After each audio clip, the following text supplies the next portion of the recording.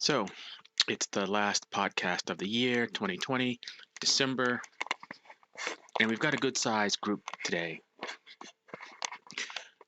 It's surprising to see Dean, haven't seen him in a long time, and I'm certain he will animate the group as usual.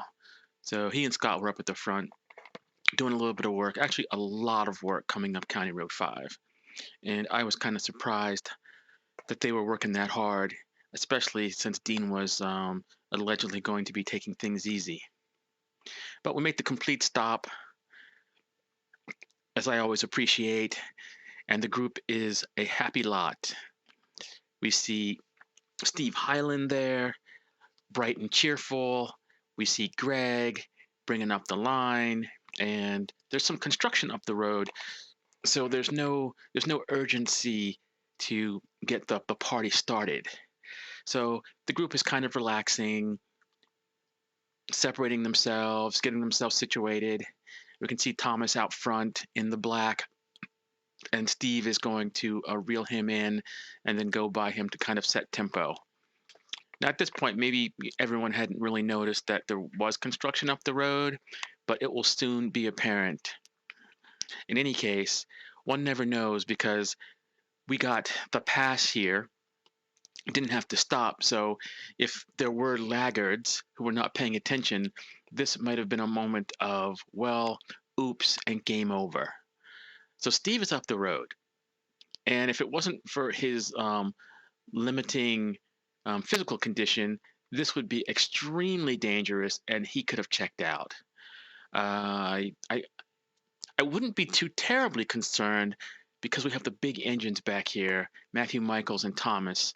So I'm pretty certain, even though he would give us a good run for the money to outrun the big engines, well, that is a tall order. Not that he couldn't do it, but there would be carnage probably in trying. So things are looking pretty orderly. There's no haste here. My wattage is pretty low, and I should mention that Matthew Michaels has volunteered to give me his power file. So you see his on the left and mine on the right. So we're going into this little uphill section right before the corner, and I'd like to be a little further up, but I'm tired. Oh, and there goes the attack by Matthew. And this of course is extremely dangerous.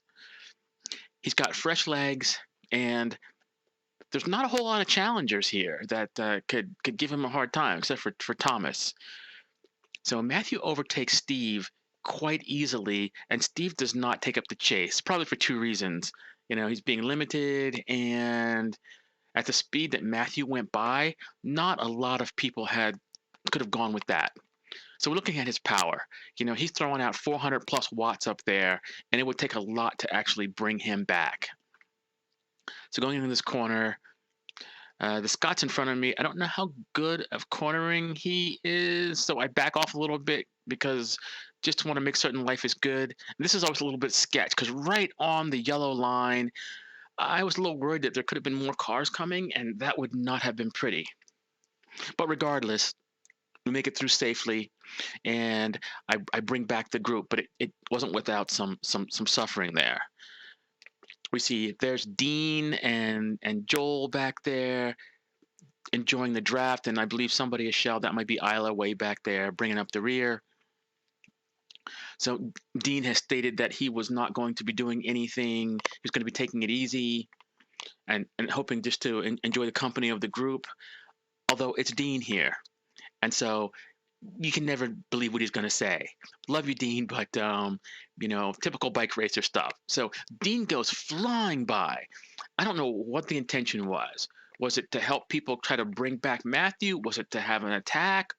I don't know, but he doesn't have the horsepower right now to bring back Matthew. So that was kind of like foolish. So he's sitting in no man's land, and he even surprised Joel. So Joel wasn't even able to stay on his wheel. He was back there to be able to witness it. So we're basically kind of strung out here.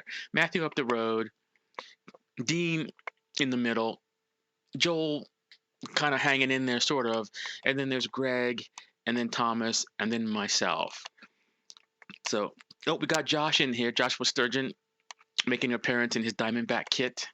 So we have a pretty formidable group here.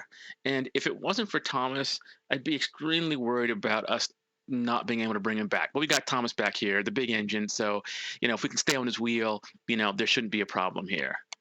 So Thomas makes a little look back to make certain that we are on his wheel because he is not looking for his own glory. He's looking to bring the rest of us up. Maybe because tactically, having a little help is a good thing, or maybe he just doesn't want to go head to head with Matthew without some bit players, or perhaps he wants to have a witness with a camera there to be able to capture all its glory. So maybe it's bad etiquette to drop the cameraman. Yeah, let's go with that. So, the semi selection's been made. We got Josh, we got Joel, we got Greg back there, and we are a ramming and a thumping. And so there's a little bit of a headwind coming out of the south too. So we have slight echelon going on. So Thomas puts in his effort, and even though my legs are sore from running the day before, they are screaming at me to stop this. But I didn't want to sit in the whole time, so I'll give a little bit of an effort here. Now I'm looking at my heart rate. Got my new heart rate monitor finally. Those of you who remember me whining about that Garmin, I finally got a Wahoo, and it's much, much better. I don't know what the problem with that Garmin was, but it would be dropping out and giving me inaccurate numbers. But this is giving me accurate numbers. And 179, I'm pretty much on the rivet here. I don't think I have much more, but I am giving it my best anyhow.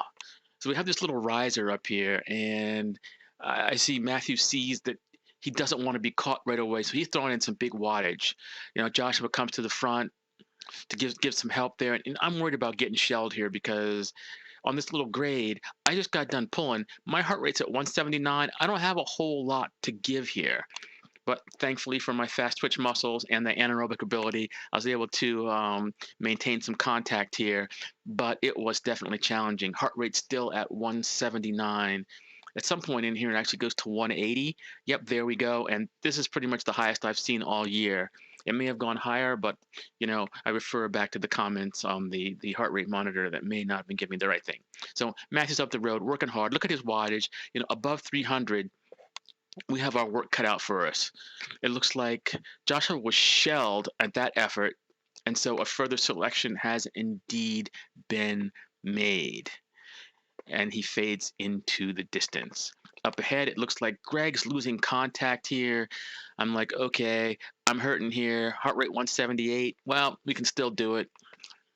Now, I remember the old days when I'd be racing like mountain bikes or whatever, and I could hold 184 for the entire race. Of course, that was in my 30s.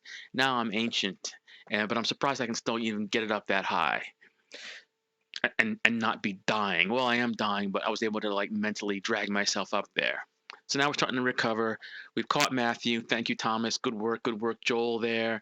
And as you can see from Matthew's wattage, he's not throwing down a whole lot. I mean, yeah, this is good wattage, 200, 300 or whatever. But knowing what his FTP is, I'm certain that he's not going to want to drag us all up there. So he's not doing anything crazy. And looking at his heart rate too, I don't know if it's coming down. Looks like 157 compared to my 169. Clearly, he is indeed the big engine and still willing to do work out there.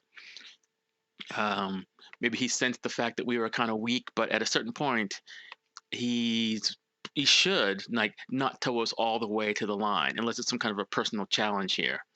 Oh, 700 plus watts on this little riser, and this could be enough to create a further selection. I mean, I'm having to dig down into the 400s, but at least my heart rate's come down into the 160, so I've got a little aerobic room to be able to do something to fight my legs, despite my legs just screaming that you ran the other day, you don't feel that good. And I think really the only thing that's kind of motivating me to stay here is that I kind of want to see the action, and I have the camera, and it's always embarrassing for the cameraman to get dropped if there's good action. So I'm trying to hang in there and slightly recovering. So Thomas figures it's time to take over. Matthew has slowed down because he's not pulling us all up to the line. I believe at this point, I think Greg is going to be able to make contact again, which is actually a pretty impressive move given that it looked like he had been shelled. So Thomas working hard, but you can see that he doesn't quite have the horsepower that Matthew had, and the speed's now what 17 miles an hour, and they have indeed allowed Greg to maintain contact. So slight little echelon. My heart rate's finally back into the 160s. So even though my legs are screaming, I'm not in any danger of probably getting shelled right away. So hanging in there, looking good. Thomas still out front. At some point, it'd be good to have some of his numbers, but I don't know if he's got a power meter yet. Maybe Joel does. But it's always good to have the winning guy's power. And there's the attack by Matthew. 1,000+ watts on that one, and no one has anything. Joel kind of goes. I'm trying to kind of hang in there. Legs are screaming. 350. Watts trying to throw down there for a second. Thomas swinging the bike around, staying on the wheel, hoping that he can finally catch Matthew. And this could be a tactical error on Thomas's part, or he likes a challenge. To let Matthew get up the road that far is extremely questionable. Because look at the wattage that he's putting out: 450, 470. I mean, some seriously, seriously good watts. So to actually bring that back, within any reasonable amount of time before the end of the sprint, which is the top of the hill, you got to be putting down something serious. So I suspect that Thomas is getting a little bit of recovery, and there he goes, there he launches. But here's my fear, and it's only 2 words. Well, maybe 4 words. Too little, too late. I mean, he's got a good surge there, and as you see him leave Joel and myself, now I had like nothing for this, but but as you can see, Matthew has shut it down like 0 watts. He makes it to the top of the hill, pretty much uncontested. Really nice job there, and got to hand it to him. We'll give him the like most aggressive rider of the day and sprint winner. And of course, Thomas getting a podium as with Joel. Very nice. Very nice. I assume a good time was had by all. And as I stated last podcast of the year, I don't know why Dean wasn't up there with us, but Dean, I'm talking to you. You got to have some patience. You could have been there, because with that little bit of a headwind and the kind of wattage you were throwing out up County Road 5, I was like, you're seriously still strong, but maybe you believe that you wouldn't have been able to hang in there, but I think you would have been able to. In any case, I will see everybody next year, and happy holidays to all, and to all a good night.